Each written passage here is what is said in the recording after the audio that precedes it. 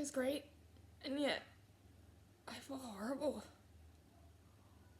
I mean, when I think about it, my life isn't amazing, but there's nothing to feel like I'm dying about.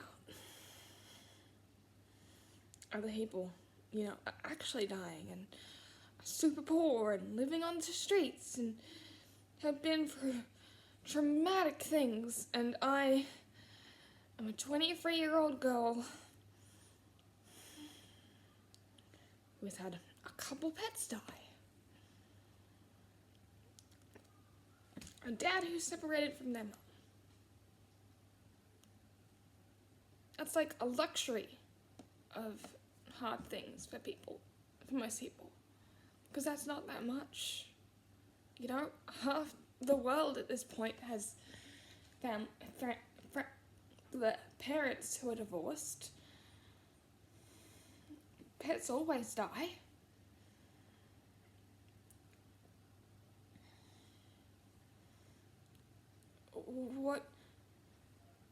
Why am I so upset and sad?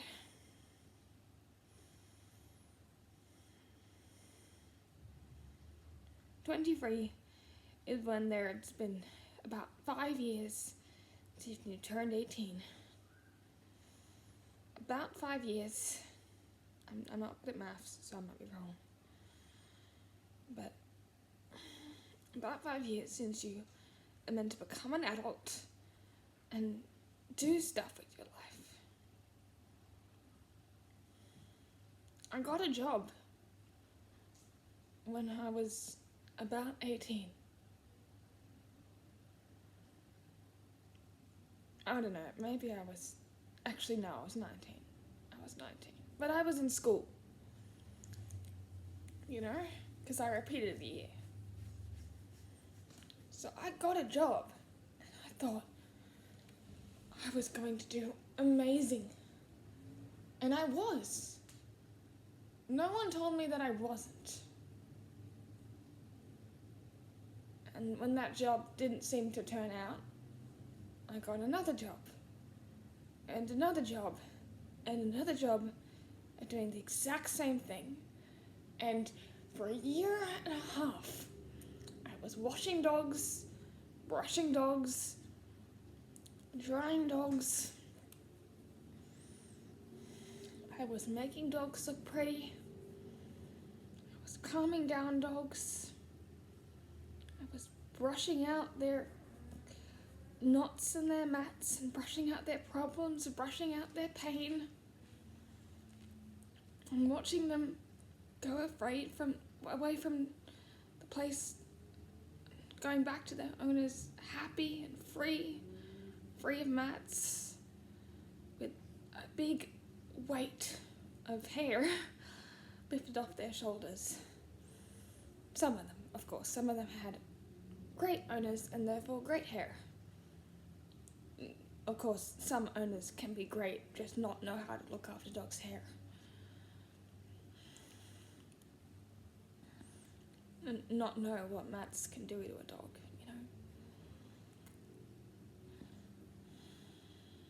And those dogs were the ones that would look after me. Actually, all the dogs looked after me. Because I was falling apart. I still am falling apart. I am broken.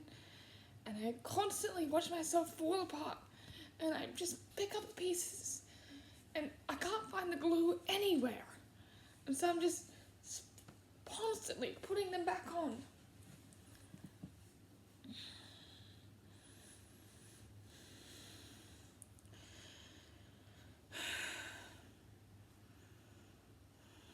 I have generalized anxiety, which means that I will get stressed and anxious and terrified at literally nothing. At general things. Like one of my triggers is waiting in line. Just waiting, not being able to do anything. Like how after I lost my 4th job at grooming, I decided that I had burnout. I accepted that I had burnout. People had been telling me this for a while. And that I needed to just regroup, get back to the main things, because I was missing days at work. That's why they had to let me go. I was missing days at work because of anxiety. I'd wake up with a panic attack for no reason. For no reason, I'd wake up terrified.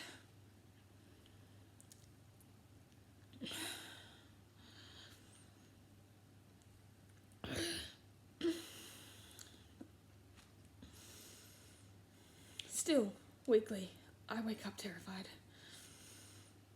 So, I had what I hoped would be 3 months. I thought it would be 3 months of having a break. But that became 6 months, and then 8 months. I have no idea how many months it has been now, but it has been more than a year, and I was just waiting for myself to get better. I wasn't just waiting. I was doing therapy, I was doing OT, I had support workers, I have had an assistant rabbit, and then that assistant rabbit got sick 6 months ago. And of course I had an amazing mum, and everything I could possibly need to get better. Except for the assistant rabbit. Because the assistant rabbit, my honey bunny, if you don't know what an assistant animal is, like a service dog, when I get panicky, she'll tell me, "You're getting panicky, you're going to have a panic attack soon," because I push them down. I don't like being weak, I don't like needing help. But she's there to help me, that's her job. She's just a bunny, but she'll do anything to help me. And so she'll tell me I'm gonna have a panic attack, and then she'll get up and sit on my chest. And I'll just pat her, and all I'll feel is her fur, And for a second, I won't feel scared. I won't feel the weight of the world on my shoulders. I'll just feel her fur and her love. And it's okay. She's not dead, if that's where you think the story is going.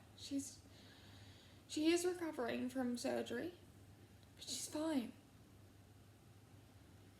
She's fine. I should be fine. But I'm not fine. I am weak.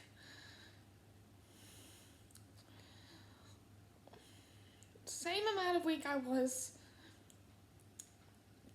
when this all started.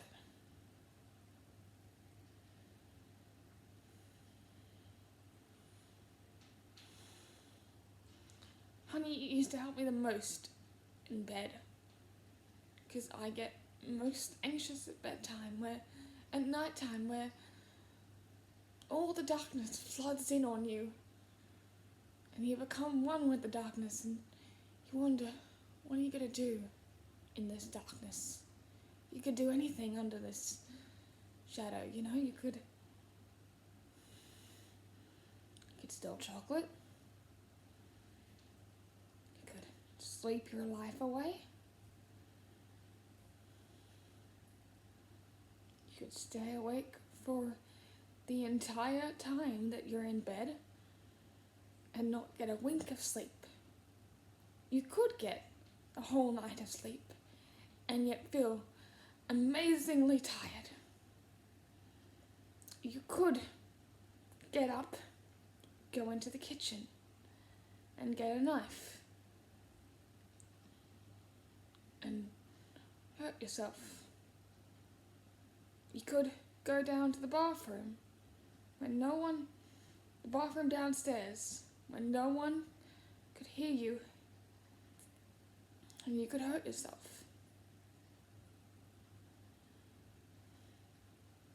You could run away, run to the tops of the cliffs that you have near your house, and scream at the top of your lungs. And some of the neighbours would hear you, but they would just think you're a weird fox or a bird or something. Because we did have that in our neighbourhood. I could jump off that cliff. I have tried to jump off that cliff. I have tried to hurt myself with those knives. I have eaten my sadness away with chip packets. And then when the chip packet is empty, I've put it over my mouth and my nose so that there's no way for me to breathe, and just waited for it to go black. But at the last minute, my hand will stop me. Something will stop me. And that something is God. God has been with me for all of this.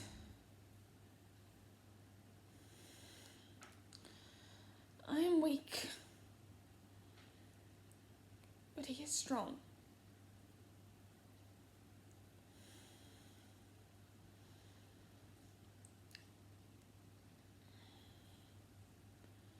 Last week, maybe 5 days ago now? 6? Yeah, 6 days ago. So today is Thursday. That was last Friday, yeah. Oh, today's Thursday. On Friday, I'd gotten a job recently. This was my third shift on Friday. My second week, 3 hours, about 7 mistakes that I made. I left dogs in the bath. They could have jumped out of the bath. They could have choked themselves because of the leads around their necks. Obviously, I won't tell you what company I work for. But they look after their dogs. They made sure that nothing bad happened. A scab fell off a dog's wound or mole on their muzzle, and there was blood, and I should have stopped and told the completely paused the groom and told my other groomer straight away, but I forgot to do that because the scab just fell off, and I knew that that's what you meant to do when you hurt the dog, you know, but I didn't know that's what you meant to do when the scab just falls off. You know, there's a reappearing wound, you know what I mean? Something that seems small, you know? And the person said, don't touch it. And I thought that meant don't touch it with the shampoo. But she said, don't touch it. She meant don't touch it. And so I was dabbing it with a wet towel, trying to get the blood stains off the fur so that when I washed the fur, when I dried the fur wouldn't dry with blood on it. And the dog wouldn't look, you know, bad. But, you know, then my groomer saw me touching the wound, and I'd done another thing wrong. And then they, you know, tried to completely pause the groom, and they called the owner, and yet still I didn't realise that they meant completely pause the groom. I was still trying to dry the dog. And then when they said stop trying, I still tried to brush the dog. I was just too passionate. I was just too wanting to make this dog not dripping wet.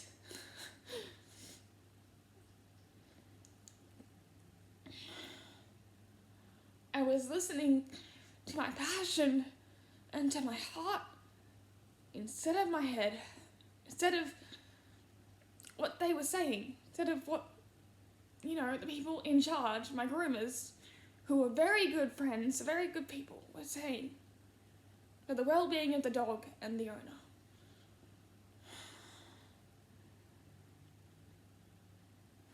And that was just my second mistake.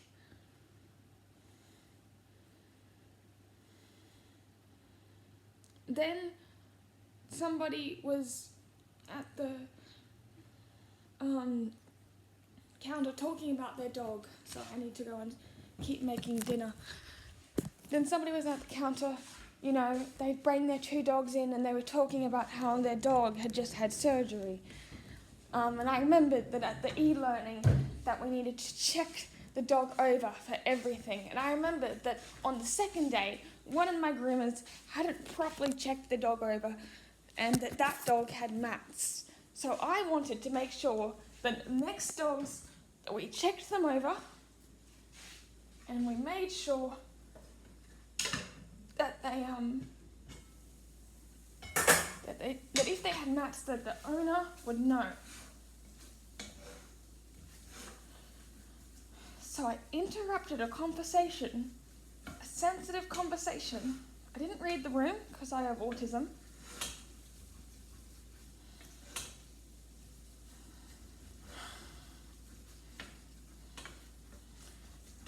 And said, should we check the dogs down? It was my third shift. And I was the assistant groomer. I was the washer. I had no right to interrupt that conversation with something that I didn't need to say. What I was supposed to do was sit back and listen and learn, but I didn't. And that was my third mistake. And that could have had big repercussions on that owner. That owner's not going to forget that straight away,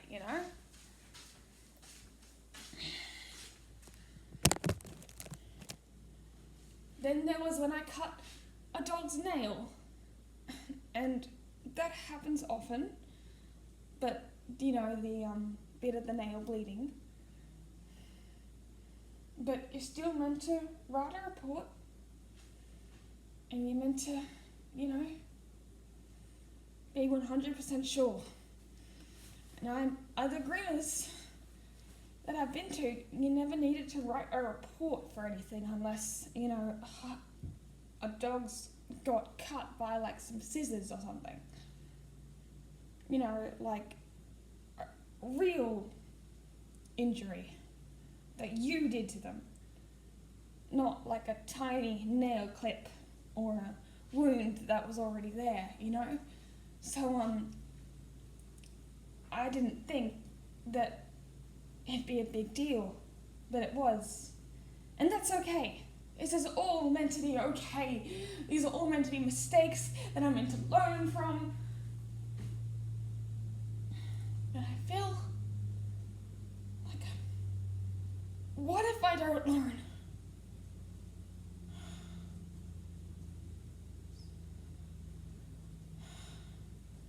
Wasn't I supposed to know these things? Haven't I been doing this for a year and a half?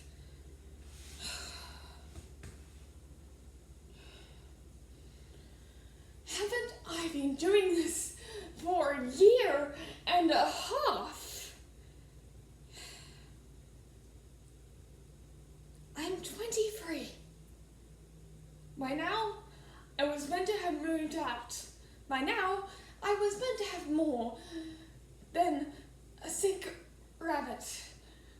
By now, I was meant to be having enough money to do things that I wanted to do, like pay for surgery for my bunny, or, not just worry about my sick bunny and my sick life.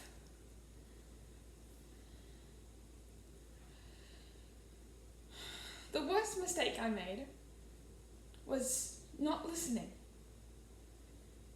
That was at the core of all of those mistakes, not listening. Not understanding. At the beginning, there was something that was happening that was differently. The water, because in the shop, the water is connected to the fish tanks, that's connected to the bath, and the other day, the water was, the fish tanks overflowed, and the whole shop could fill up with water. So they needed to, they turned off the water, and they only could run the water for as long as we needed it to, and then they needed to stop it. So they said to me, when they said go, to wash the dog as quick as I could, and then put it on the table, and then wash the next dog. But I didn't hear a word of it. Well, I don't remember a word of it. It's like I blacked out in that entire conversation, and that is not meant to happen. I wrote on my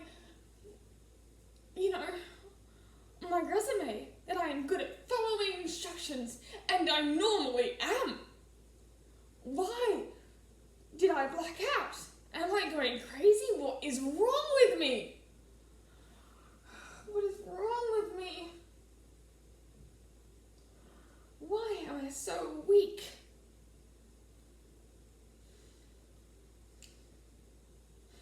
I was so confident in myself.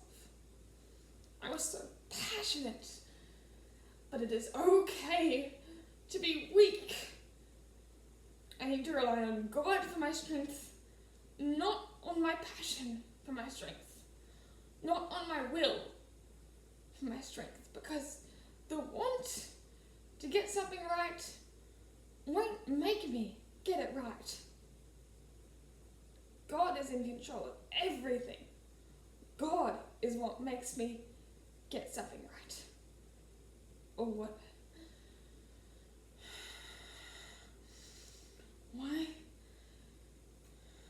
Why did I trust myself with this? Why did I think I could do this alone? Why did I think I was so reliable? I want to be reliable. I want to be independent and do everything by myself, because most people are meant to be doing that. My brother, who's younger than me, has moved out and is getting a master's at what he loves to do. And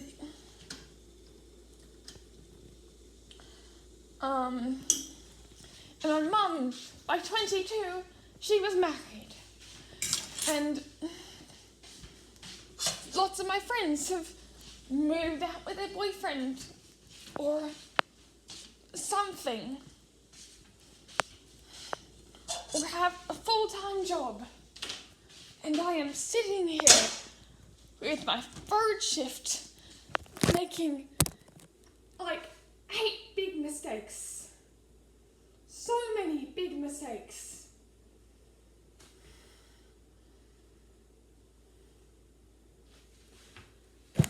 In my 4th job of the exact same thing, at only a little bit of a higher level than I was when I first started. When I first started, I was a dog dryer, I was a dog bather, and I was a dog brusher. Now, guess what? I'm a dog washer, I'm a dog dryer, and I'm a dog bather. And brusher, that's what I meant to say. I know, when I think about it, that yes, I have improved. I know that my life isn't that bad. I have been able to fluff dry dogs. You know, make those pom-poms on poodles stand up and make them all frizzy. And that's so much fun to do. But still, of course I can. It's been a year and a half.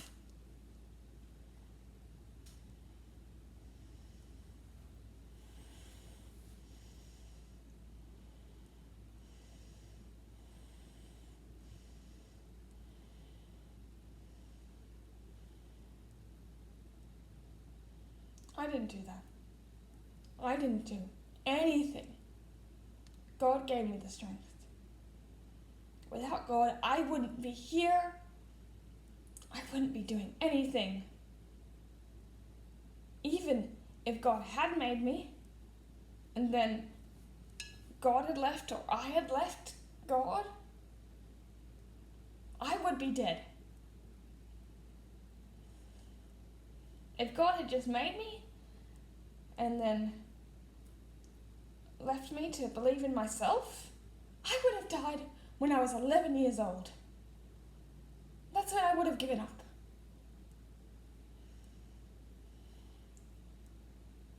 But God has kept me going.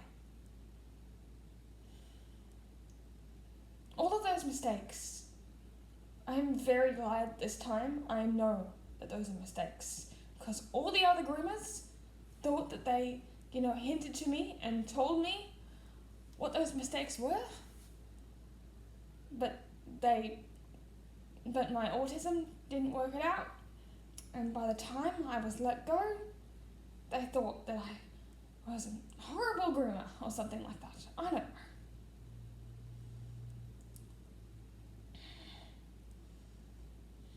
It is such a gift from God that I've been able to find this place who lets me learn from my mistakes, who tells me these are my mistakes, this is how you went wrong, this is how you can go right, and yet I am crying because I made mistakes. Everyone makes mistakes. Why can't I get over that I made these mistakes and just learn and that can be it? How can I remember what I learnt without never forgiving myself for these mistakes? With the way I am going and pressuring myself and traumatizing myself with living these memories and making sure I do it right next time, I live these memories over and over again thinking this is what I should have done. Why did I black out for this conversation? Why can't I remember that conversation? I've never forgotten an entire conversation before. I had a dream last night that I cut off part of a dog's hand and I was trying to put it back on, but even though I put it back on, it was still cut, it was still bleeding and hurting and the dog was whining.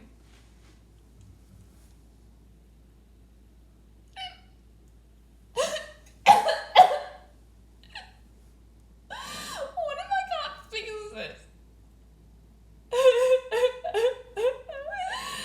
What if I can't fix this?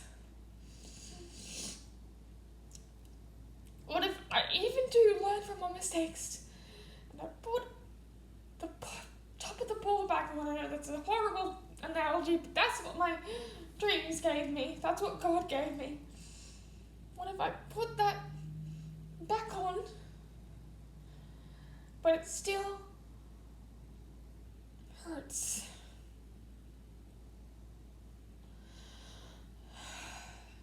Still broken. We're all so broken.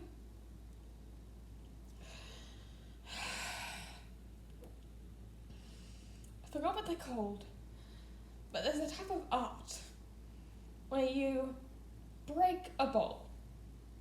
It can be a china bowl, it can be any bowl. It can be a vase or, anything. You break,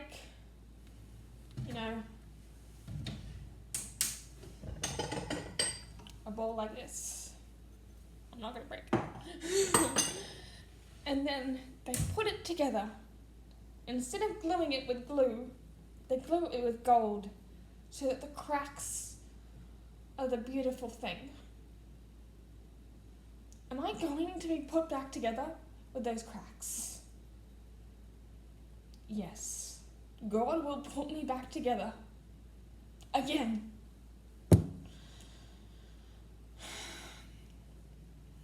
Because I've been broken so many times. God will put me back together. God will be that gold. The Holy Spirit will be that gold in between those cracks.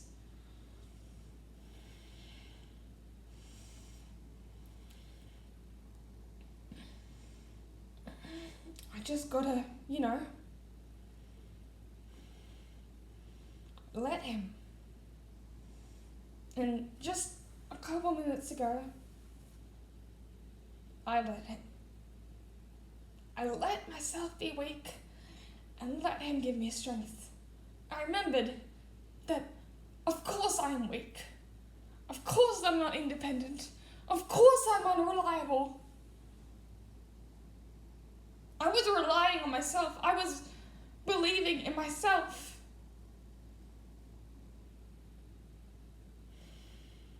I was trying to. But I knew that I couldn't believe in myself, that I wasn't worth believing in, because when I did believe in myself and thought that I was doing things right, I made 8 mistakes. So, I won't be perfect. I'll still be broken. But my cracks will be filled with God's gold. I am weak, but He is strong.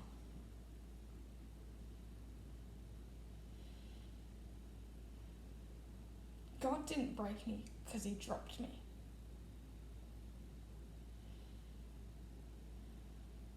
God doesn't make mistakes. God didn't make me good at dog washing instead of, a doctor or someone that could do something a bit, more life-changing and world-changing than washing a dog.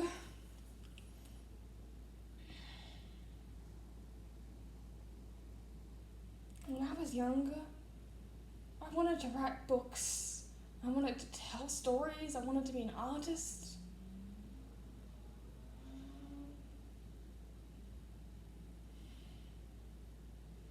But now, I want to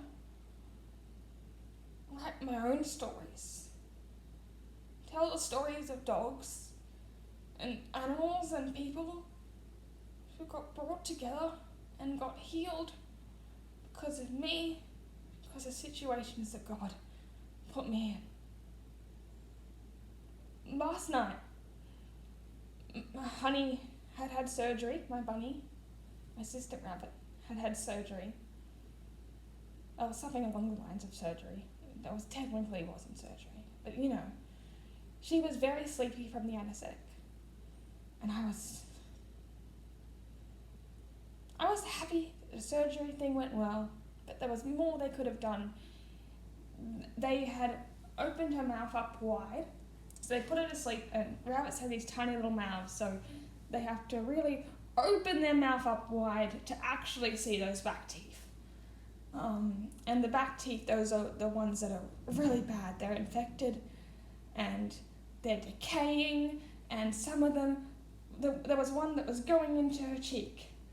And so they straightened them up a little bit. They were able to drill down the one that was going into her cheek so it wouldn't be hurting the cheek anymore. They were able to do a lot of good things. But what I was really hoping was that they would be able to, the decaying teeth, the one that was pushing on her eye and making her eye infected, and the one that was making a big swollen lump in her jaw that whenever I felt it, I knew that she was so sore, And then I regretted touching it because I'm like, why am I touching the thing that hurts? That must hurt you when I touch you. I'm sorry, honey. I keep hurting you. Everyone says that I'm an amazing bunny owner because I'm great with animals. But I don't have any money. I'm not able to give her these surgeries. They weren't able to extract. Those teeth weren't loose, so they couldn't solve the two big problems. Those two big problems still need surgery that costs a lot of money. And yet, I need money for other things as well. I am so mentally unwell that I need another assistant animal. Of course I do. I had Honey, and now I need a replacement. Now I need a dog, but dogs are expensive, and my mum is very hard to convince. My mum doesn't really like animals, so she doesn't really trust an animal with, helping me. She doesn't think an animal is going to help me. With my unpredictable anxiety, she thinks that animals are just unpredictable little things that could do anything. And I love my mum. I really do. That's like the only thing that I don't love about her, how she feels about animals. Everything else about her is amazing.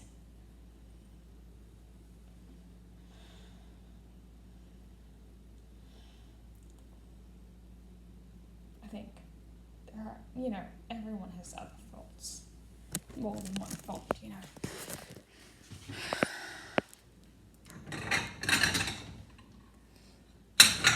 I need to make dinner now.